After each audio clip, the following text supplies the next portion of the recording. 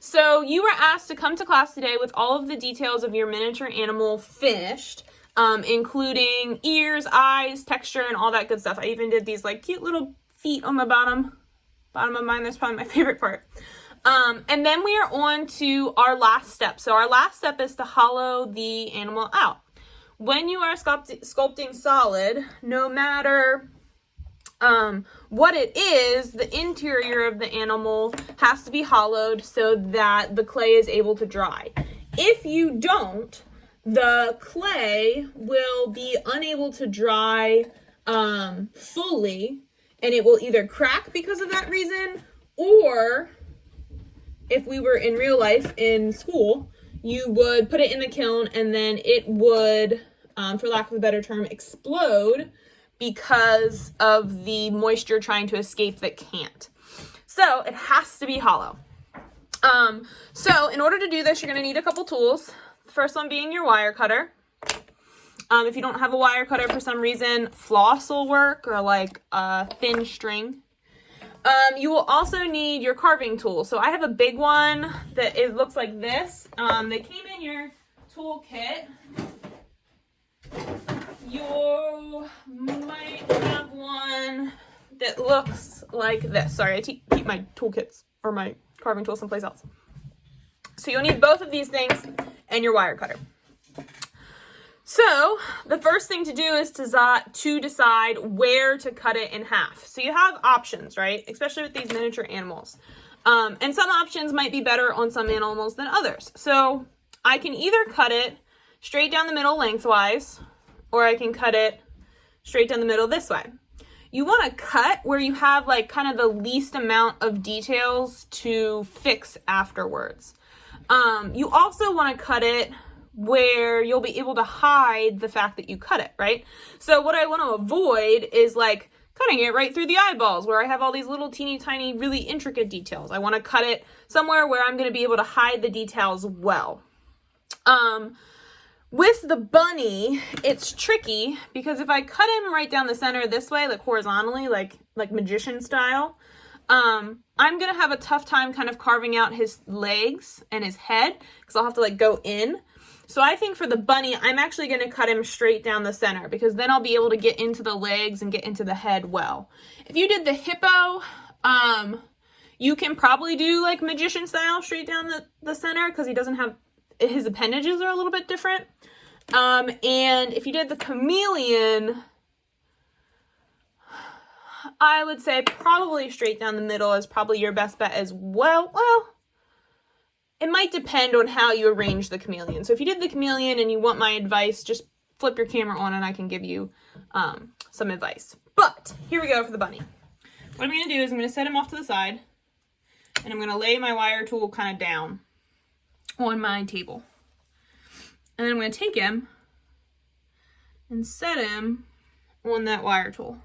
So that wire tool is going right through the center of him. And I'm going to hold my wire tool nice and steady. I've wrapped it around his face. Actually, I need a little bit more. Hold on. It's kind of tricky because you need like 3 hands to do it. But I'm going to hold the wire tool steady back here with my thumb. I'm going to hold the bunny steady with my other hand while I wrap this wire tool around and pull.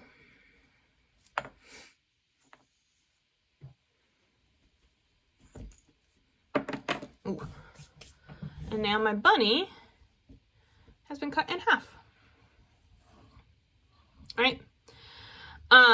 So the key to this is to hollow the bunny out without messing up the shape. So what I'm going to do is make kind of like a padded surface. I'm going to set half of my bunny off to the side. I'm going to work on this half. So I've got a plastic bag here that I've kind of just balled up. So I can set that bunny down, not on the flat table, because if I set it on the flat table, it's going to flatten out on that side, right? And then I'm going to take my loop tool, and I personally, this is not a step you have to do, but this helps me out a lot. I'm going to draw myself a line all the way around the bunny.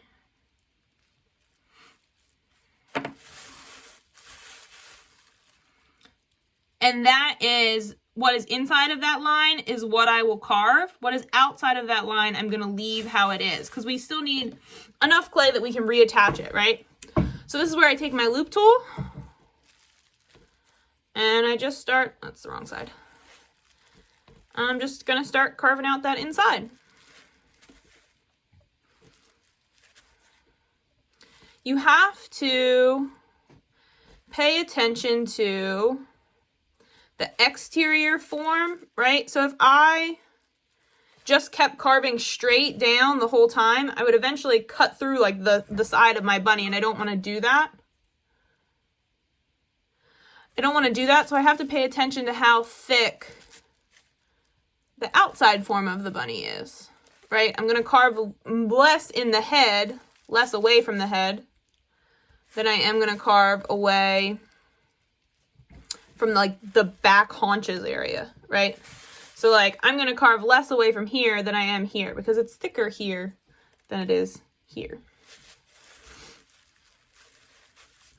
Is what I'm saying kind of making sense so far?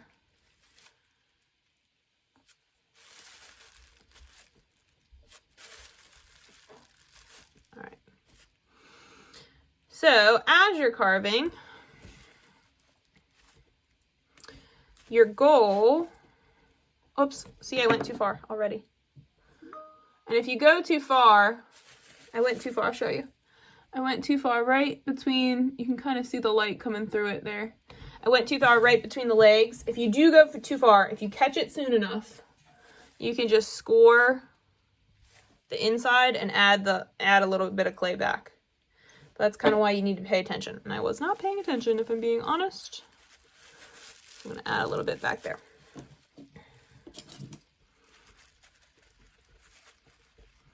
Okay. So the goal is to get kind of almost like the pinch pot, an even thickness throughout the interior of the animal. Now, I'm not going to make you sit here and watch me carve out my whole animal on both sides. So we're going to do like cooking show. And you're just going to pretend for a second that I've done both sides of my animal. All right, so we can see the interior here.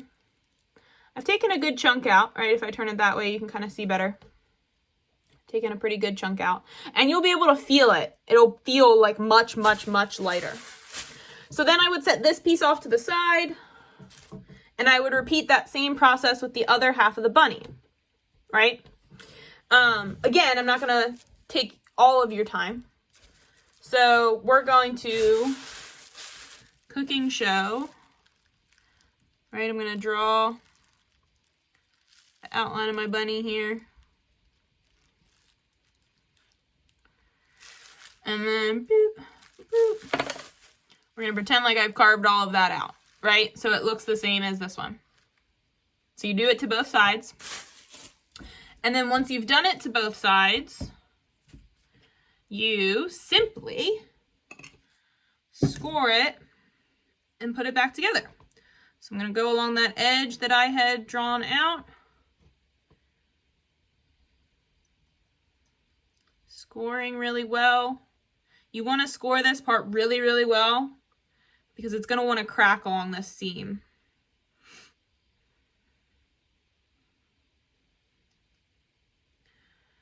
Adding water. I'm adding water by dipping my scoring tool in water. Right? Same thing to the other side. Right, but I'm pretending. Same thing to the other side. And then, hopefully you haven't changed the actual overall shape of your animal too much. And you were able to squeeze it right back together.